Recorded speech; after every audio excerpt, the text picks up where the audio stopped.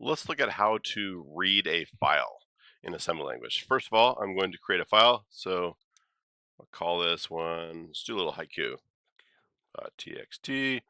And my haiku is a laptop powers on, source files wait for new code, and cold fingers touch keys. All right, there you go. Haiku. Now I want to read that file using an assembly language program.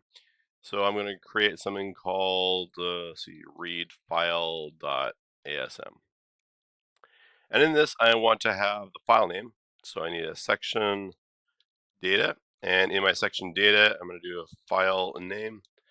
And I'm going to define bytes. And I'll just call it haiku.txt. And I have a null termination. I need some other pieces of data. So I'm going to have a BSS section. And in this section, I want to have a buffer. So my buffer, I'm going to reserve bytes. Let's do 4096. This is my buffer for reading the file. Let's get my file descriptor. I'll save that. And it's just one quad word. So file descriptor, make it a variable. All right. I also want to keep track of the number of bytes I read. So I'll do bytes. That's also going to be a quad word. So number of bytes read. All right. I can go ahead and start my program. So I'll just have a section text, and I'm going to make my start global so that I can start the program. All right. So in my program, the first thing I need to do is open the program. So open the file, I guess. Open the file. And to do that, I want to move into RAX, the value 2, which is the sys open.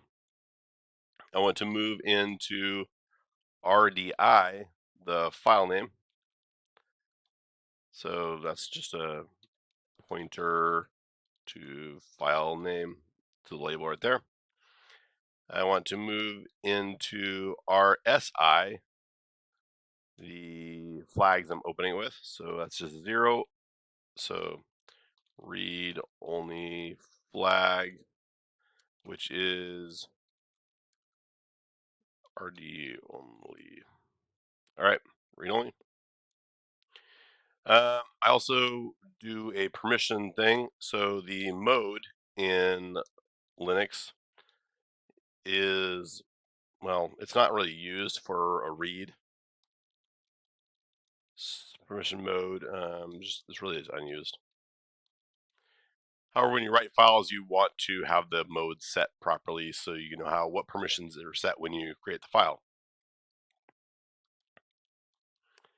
Then I do my system call, and it should open the file. But I don't know for sure if it opens, so I want to see if the open was successful. All right, so how do I do that? Go ahead and get down a little bit. Well, the RAX is a return value, so I want to compare RAX to 0 and see if it was successful. So return value less than 0 on error. So if it is jump less than exit. So I need some exit down here later on. So I'll make an exit down here. All right. Now, if it doesn't exit at this point, we know that it was successful. So we want to save our file descriptor. And the file descriptor is in RAX. So we can move into my variable above. So I got the file descriptor up here, FD. So I'm going to move into my FD, the value in RAX. So save file descriptor. There we go. All right. So once it's open, I want to just start reading the file. So I'm going to be reading one block at a time, and the buffer is going to be 4096, so that's 4K. And if I read that and I still have more, which I won't in this haiku, but then I want to be able to read multiple times. So I'll do is a read file thing so I can loop back to it. So the first thing I want to do is read the file. All right, so how do I read the file? Well, I move into RAX 0 for a sysread. I want to move into RDI, the file descriptor. So normally you'll see things like 1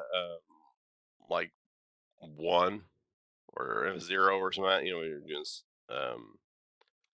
reading from standard in type stuff. But this is the file descriptor, which I got just above. I want to move into RSI, the buffer, because I want to read it into that. So that's buffer for reading from file. And I want to move into RDX 4096. So that is the max bytes to read. All right.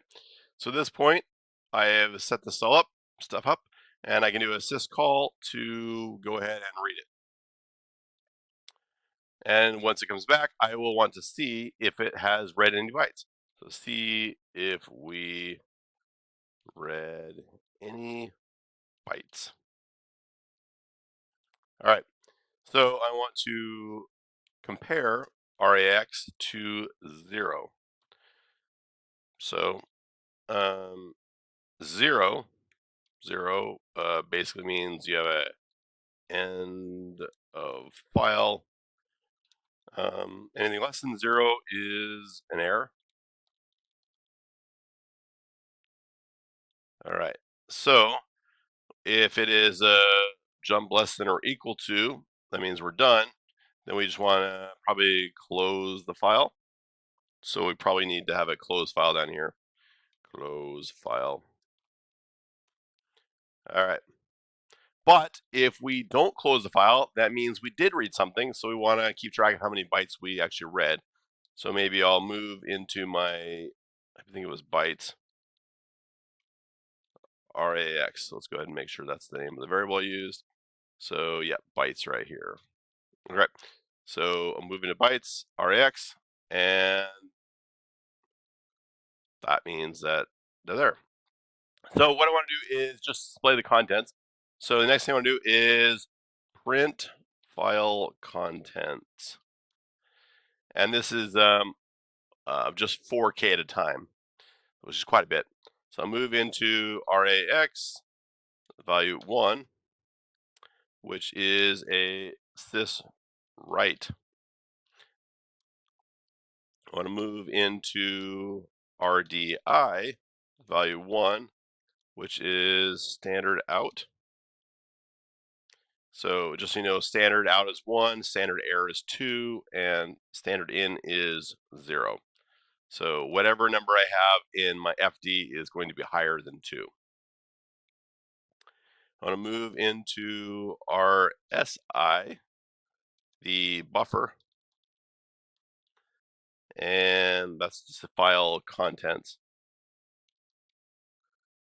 And then I want to move into RDX, the number of bytes that I want to, display. So bytes. So bytes to print. All right, now I do a syscall. At this point, I am done printing out this set. I might have more, so I can continue reading until the end of the file. It's kind of a long comment. So I just jump into my read file, I believe. Yeah, read file right here, which will reread it again. And if at any point I get 0 or less than 0, it'll just jump to the close file, and then I can start closing it and then exit. All right, so let's go ahead and close the file now. So close file descriptor. And the way you do that is you move into RAX, number 3, which is a sysclose, and move into RDI, the file descriptor. So the file descriptor to close, and do a syscall to close it. And at that point, the file is closed, and I'm ready just to exit the program. So exit. So I move into RAX, the value 60, which is a sys exit. I want to move into RDI, value 0 as my exit code or return code, and do a syscall, and then I'm done. So let's go ahead and see if we can compile that now. nasm-f elf64 read file,